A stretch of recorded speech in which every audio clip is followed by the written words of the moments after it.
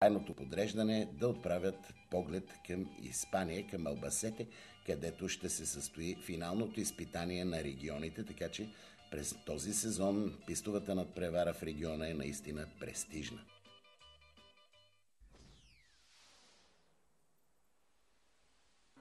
Сами може да си представите какво представляваше трасето край Серес в началото на август. 38 градуса температура на въздуха, двойно по-сериозни бяха градусите на асфалта, но това не попречи на пилотите да покажат своята класа. При 125 кубиковите машини започна надпреварата с мал шанс за едно от българските момчета.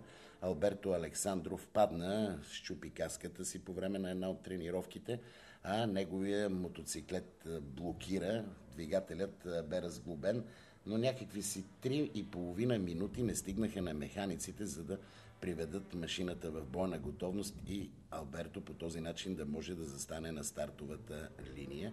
В крайна сметка домакините не го допуснаха до участие и така Жулиета Ленкова и Таня Иванова трябваше да бранят българската чест в този клас, в който Алина Удрашко от Румъния бе спечелила пол позишън с най-добра обиколка, иначе Каталин Чиолан също бе отправил поглед към първото място. Между тях Жулиета Ленкова направи едно изключително състезание. Плевен бе изящна в бързите участъци на пистата.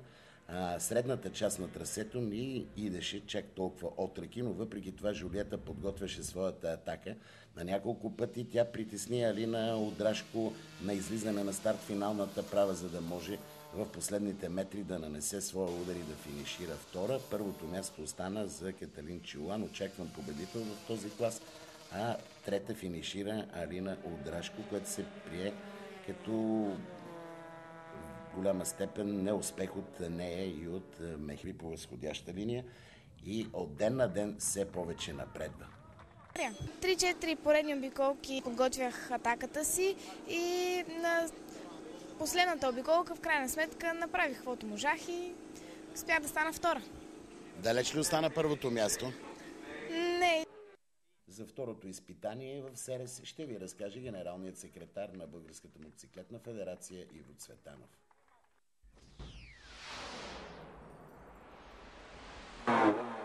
И във втория ден става въпрос за неделния ден гръцкия кръг от източноевропейския шампионат. Виждаме вече пълна редица в клас 125 кубически сантиметра. Алберто Александров, виждате, с червения мотор успя да вземе старта, въпреки че, както си спомняте, в съботния ден той имаше проблеми с екипировката и с мотоциклета. Успя да вземе Алберто стартът, но наистина не му беше уикенд на състезателят от Перник и в крайна сметка, след като изтърва един завой, Алберто Александров завърши на четвъртата позиция, но зад него виждате тази група, която в момента е повеждана от румънския състезател Каталин Чиолан. Като знаете, е лидер и в националния шампионат в клас 125 кубически сантиметра.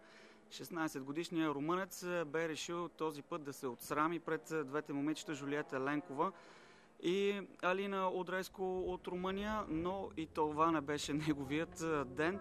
Така че Каталин Чиолан завърши на третата позиция, Удреско завърши първа, а Жулиета затвърди своята втора позиция в временното класиране на източноевропейският шампионат, спечелвайки своите 20 точки. Алберто завърши четвърти, а Таня Иванова завърши на шестата позиция. Ето кадри и от награждаването. Две момичета, съответно на първо и второ място. Румънецът ще търси отмъщение в Плевен на 29 август.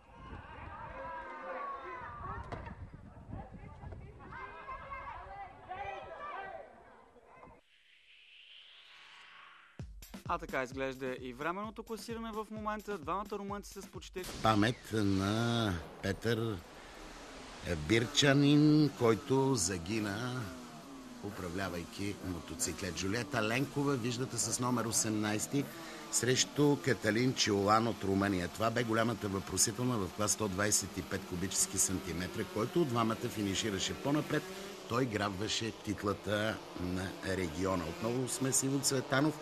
Иво, получи се интересно състезание, най-вече виждаме внушителна група при 125 кубиковите машини. Да, това щях да отбележа и аз. Наистина групата в клас 125 този път бе наистина най-голяма. 13 състезатели Участваха, въпреки че Каталин Чиолан и Жулиета Ленкова имат тази мотоциклетна заигравка още от началото на сезона и в националния и в източноевропейския шампионат. Този път обаче в техния двубой се намеси и то доста успешно сръбският състезател Никола Станкович с неговата Априлия, който успя дори да завърши на втората позиция и само на 2 секунди и половина зад Каталин Чиолан. Жулиета Ленкова този път явно остави момчетата да се бият отпред и нейната цел бе да се справи с румънската състезателка Алина Одреско. Алина Одреско обаче бе доста бърза в неделния ден на така топлият асфалт на летището в Батаница, така че Одреско от своя гледна точка пък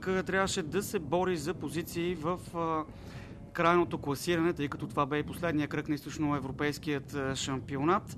Каталин Чиолан успя да победи, както вече разбрахте. Жулиета остана на третата позиция, а пък Алина Одреско в крайна сметка, след победата си над Жулиета, завърши трета в крайното класиране за 2009 година на този шампионат. Постижение бе за Ленкова, че се наложи над Алберто Александров и Геновева Кънева, другите два наши представители.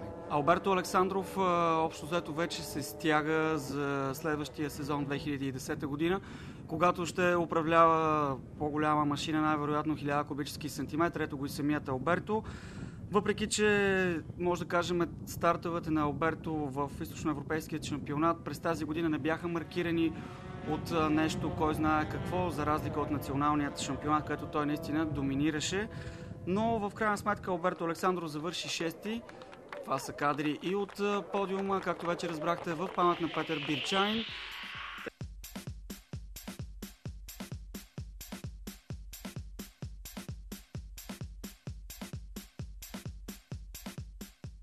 Скутерите и тези по-мощни машини. И за кого е плюсът?